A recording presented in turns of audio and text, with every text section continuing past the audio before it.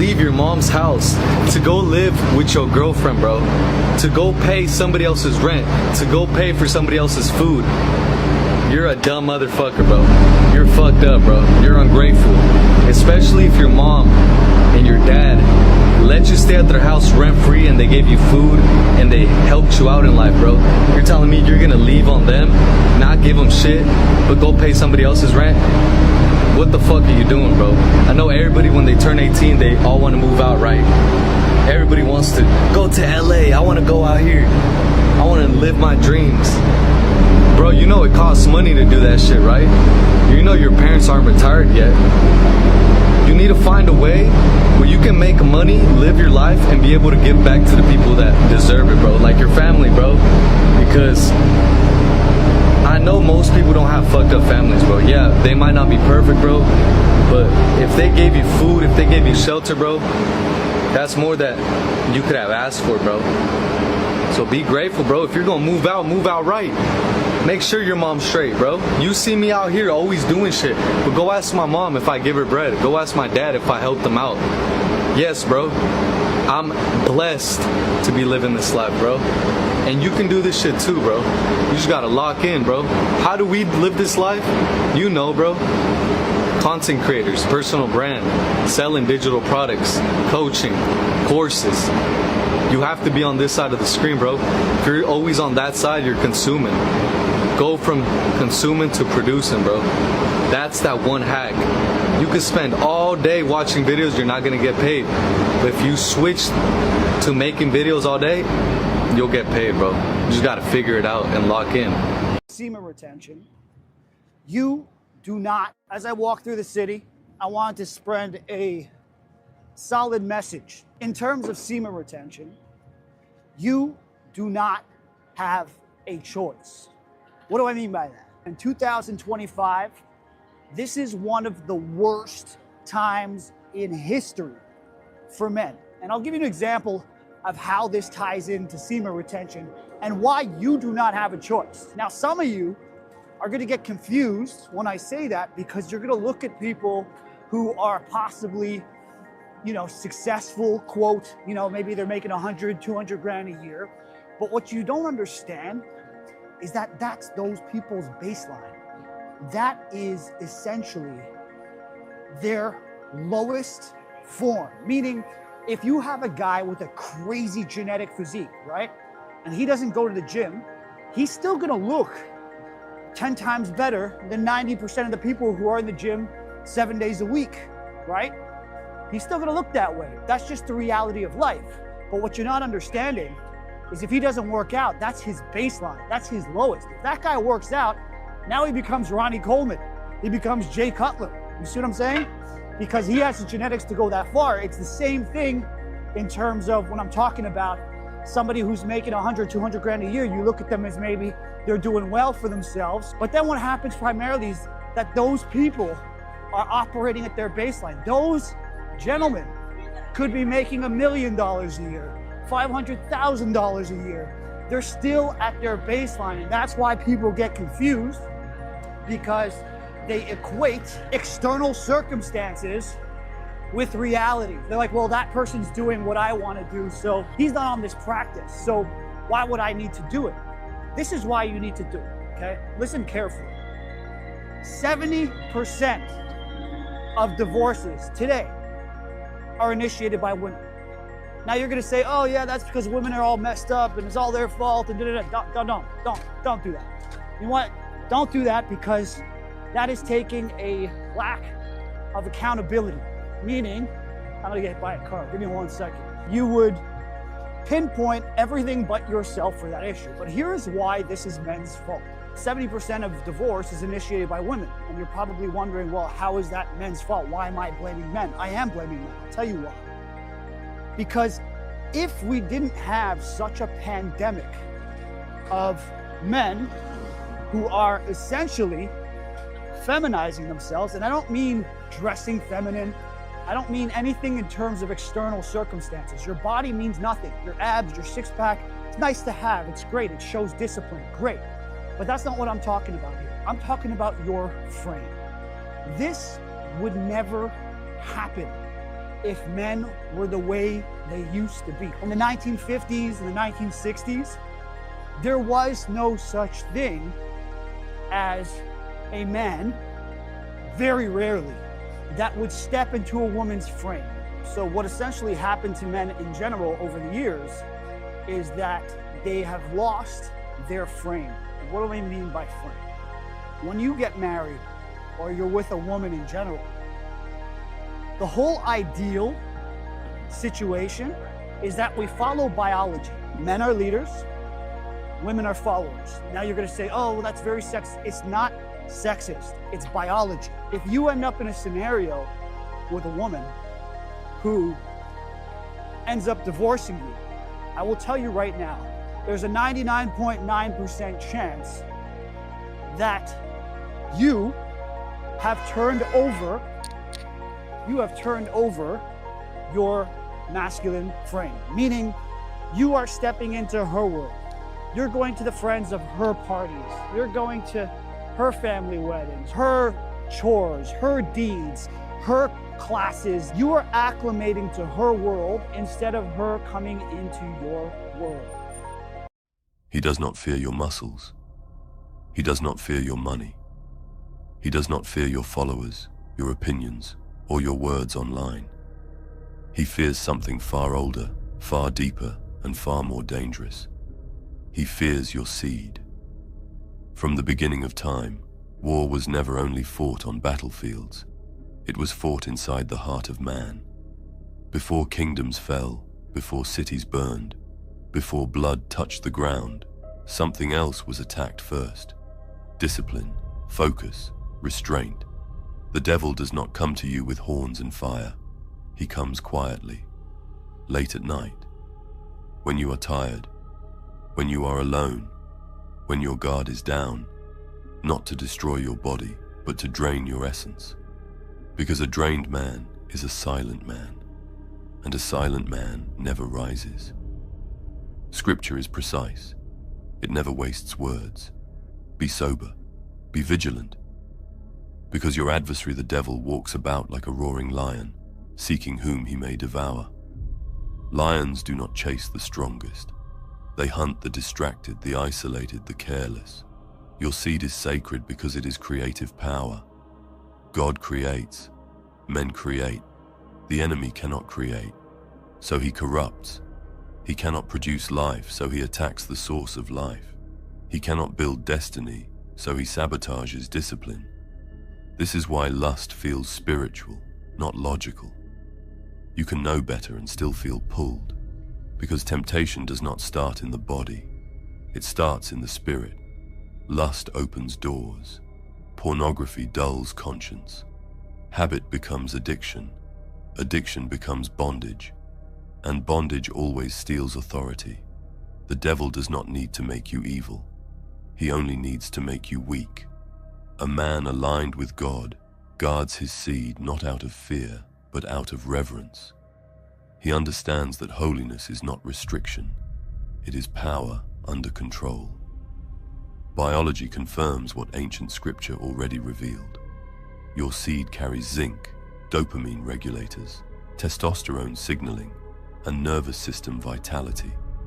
Frequent release without recovery drains motivation, lowers aggression, weakens willpower, and disrupts emotional balance. This is why drained men feel tired, anxious, unmotivated, and lost. Ancient warriors understood this. Monks understood this. Samurai understood this. Before battle, men conserved their life force, not because sex was evil, but because energy was sacred.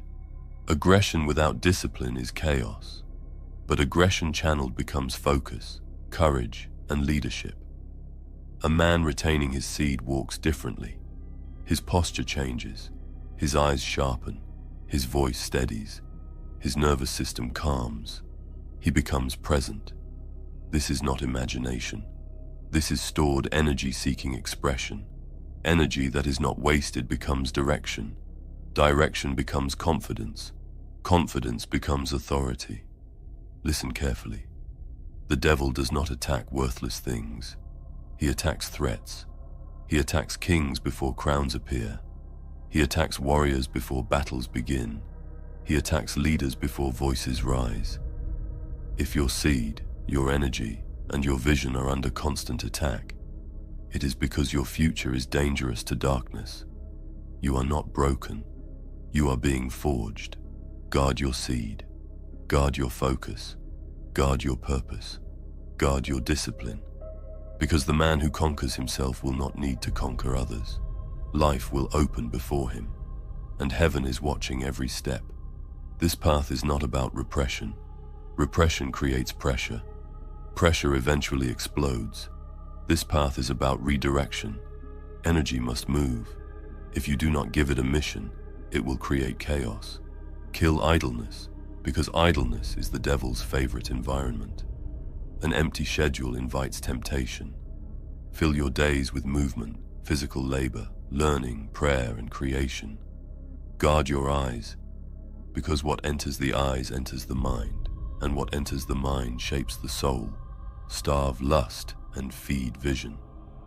When a man controls his seed, he becomes uncontrollable, and darkness cannot rule a man who rules himself. Your seed is not just a physical substance. It is stored potential. It is future strength. It is creative fire. It is the raw material of life itself. Inside that seed lives generations that do not yet exist, ideas not yet spoken, courage not yet tested, prayers not yet answered. When that seed is wasted without purpose, power leaks out of the soul, and that is why it is targeted. A man without self-control becomes predictable, and what is predictable is easy to manipulate. Modern society does not train men to be strong. It trains them to be impulsive, consume fast, scroll fast, lust fast, release fast, forget fast, repeat. But masculinity is not fast. Masculinity is slow, grounded, deliberate, and disciplined. When a man releases without intention, his mind becomes foggy, his confidence weakens, his motivation drops, his patience disappears. He becomes reactive instead of decisive. This is not moral judgment. This is masculine psychology. A man who cannot delay pleasure cannot command respect, not from women, not from other men, not even from his own reflection. His word loses weight. His presence loses gravity. He becomes emotionally unstable and spiritually dull. Weak men are easier to rule. Distracted men are easier to control. Drained men do not resist corruption. They adapt to it. And that is exactly the environment the enemy wants to create. Retention changes how time feels. Days slow down. Focus sharpens. Decisions become cleaner. You stop chasing validation and start building purpose. You stop reacting emotionally and start responding strategically. Women sense grounded men without words. Children feel safe around men with self-control. Other men respect them, even silently. This is not arrogance. This is alignment. A man in restraint walks with gravity. But your seed alone is not enough. Energy without direction is chaos. Power without purpose is wasted. Every man has a calling, though it may be hidden under layers of distraction, doubt, and fear. Seed retention clears the fog. Discipline sharpens the mind. Focus aligns the heart. When these forces converge, purpose rises to the surface like gold from the riverbed. This is why men who guard their energy and their seed often feel unrest, a burning in the chest, a voice whispering of destiny. That voice is the calling. The enemy fears it. The world ignores it. But it is your truth. Your purpose is spiritual. It is more than goals, plans, or ambitions. It is alignment with the divine plan. God does not scatter power without reason. Your talents, your energy, your very seed are gifts meant for something greater than yourself. The enemy attacks vision because a man with clear purpose becomes dangerous to darkness. He cannot be manipulated. He cannot be distracted. He cannot be drained. His path is illuminated, and no whisper of temptation can guide him off course. Practical power emerges when vision and seed unite. When a man channels his energy into a purpose, every decision, every action, every sacrifice becomes intentional. He moves like a predator with patience and precision. Training becomes more than a routine. It becomes preparation for battles yet to come. Work becomes more than labor. It becomes creation. Relationships become more than connection. They become alliances in a mission greater than himself. This is masculine authority in motion. Purpose also sustains in hardship. The road is never smooth. The devil will test your resolve with doubt, delay, and distraction. Days of weakness will come. Moments of temptation will appear stronger than ever. But a man with purpose fights differently. He does not retreat at discomfort. He does not surrender to frustration. He leans into the trial because he knows every test refines the clarity of his vision. Seed retention fuels the fire, but purpose directs it. Without one or the other, the fire either burns out or burns blindly. Focus is the hidden blade in the warrior's hand. Without it, even the strongest man falters. Every distraction, every indulgence, every scattered thought drains the energy you guard so carefully. The devil knows this. He attacks attention because the man who controls both seed and focus cannot be bent, bribed, or broken. Focus makes energy precise. It makes effort meaningful. It transforms potential into results. Retention is power. Focus is direction. Together they are unstoppable. A man aligned with his seed, purpose, and focus becomes prophetic. His life tells a story before words are spoken. His presence inspires others. His actions carry weight, and his legacy begins long before he dies. The devil targets him because he is dangerous, not because he is strong, but because he is directed. Retention without purpose is wasted energy. Purpose without retention is shallow ambition. Focus without both is scattered fire. Together they create a man who is unshakable, unstoppable, and undeniably alive. This is the warrior of God, the man who walks in power, vision, and divine destiny. A man's power is not truly measured by what he holds, but by what he gives. Strength that is hoarded becomes weakness. Energy that is wasted disappears. But a man who channels his retained seed into purpose leaves a mark. His influence spreads quietly. It whispers through lives. The streets, the workplaces, the families. These are the territories where true leadership shows, not on screens or trophies. Legacy begins in small actions, repeated consistently. How a man speaks, how he responds under pressure, how he treats those weaker than him. These reveal the depth of his discipline. The devil attacks here too, tempting men to cut corners, to take shortcuts, to betray principles. But the man who endures, who keeps the fire contained and focused, builds something far more permanent than fame. He builds example. Leadership is the natural extension of mastery over self. Men do not follow chaos. They follow clarity. A man who guards his energy, focuses his mind, and pursues his divine purpose commands loyalty. His presence is magnetic, not because of arrogance, but because of alignment. People sense a man who is whole, directed, and disciplined.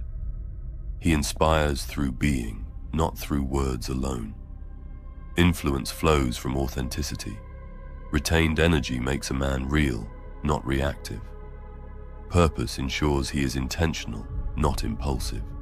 Focus keeps him unwavering, not distracted. And when all three converge, every interaction carries weight. A handshake, a glance, a conversation, each becomes a channel of authority, shaping environments and raising standards without force.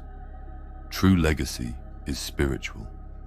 A man may die, but the principles he embodies, the discipline he teaches, The lives he touches, they continue. Seed, focus, and purpose create a ripple effect. Children, disciples, and communities carry the energy he refused to waste. And this is why the devil attacks not only the individual, but the sphere he is destined to impact. Weakening one weakens many. Strengthening one strengthens generations. A man with vision lives beyond immediate reward. He builds for tomorrow, guided by divine insight. Retention fuels the stamina needed to persist. Focus ensures effort is precise and directed. Purpose provides the reason to endure struggle. Together they form a legacy that cannot be erased, a presence that echoes long after life passes. Stop wasting your power like it's free Wi-Fi. Pick up the Seaman Retention Blueprint and learn how to retain your energy, supercharge your focus, amplify your confidence, and magnetically attract success. Your power is sacred. Treat it like it matters. The link is in the description below if you want to check it out. Influence demands vigilance. The stronger a man becomes, the more subtle the attacks. Distraction, deception, pride, and entitlement all attempt to dilute his power. But a man who guards his seed, sharpens his focus, pursues purpose, and embraces leadership becomes untouchable. His life radiates authority. His actions shape worlds. His legacy becomes prophecy fulfilled. The battles you cannot see are the ones that determine who you truly are. Every man is fighting wars no one else knows. The devil does not always attack openly. Sometimes he whispers in the mind, planting doubt, feeding anxiety, masking fear as logic. This is the battlefield of the unseen. A man who guards his seed, his focus, and his purpose must also guard his thoughts. The unseen attacks can destroy faster than any physical opponent. Resilience is forged in the moments no one witnesses. When you rise before the sun, when you endure fatigue, when you resist temptation, each moment of resistance builds a fortress around your mind. Every compromise weakens it. The devil tests you here because this is where true character is formed, beyond the eyes of the world. Spiritual warfare is constant. It is subtle. It is relentless. Every distraction, every indulgence, every stray thought is a skirmish. Retention fuels your energy. Purpose directs it. Focus wields it like a sword. And a man who understands this knows that vigilance is not optional. It is survival. Your energy is magnetic. The world senses it even when it cannot see it. When your mind, body, and spirit align, you radiate authority. The devil cannot stand alignment. He attacks it. He tries to scatter your attention, weaken your resolve, and shake your belief in yourself. But every time you resist, every time you hold firm, every time you return stronger after a fall, you grow invisible armor. Adversity becomes a teacher. Resistance becomes a forge. Pain becomes a sharpening stone. The man who endures learns to wield suffering as a weapon rather than a chain. The battles of the unseen prepare him for the battles of the seen, for leadership, influence, and divine mission. Transmute the energy. Cold showers shock the nervous system back into control. Hard training burns excess tension and grounds aggression. Creative work turns raw force into meaning. Prayer humbles the ego and realigns the spirit. Expect resistance. Temptation increases when power rises. This is not punishment, it is confirmation. And if you fall, return quickly. Shame keeps men enslaved. Repentance restores authority. God does not abandon warriors who stumble. He restores those who stand back up. The most dangerous man is not the strongest, nor the richest, nor the loudest. The most dangerous man is the one who has mastered his seed, his focus, his purpose, and his resilience. He walks unseen, unheard, but unstoppable. Every attack against him only hones him. Every temptation resisted only strengthens him. He is a storm the devil cannot control. Thanks for watching, brother. Remember, live with honor or die a coward.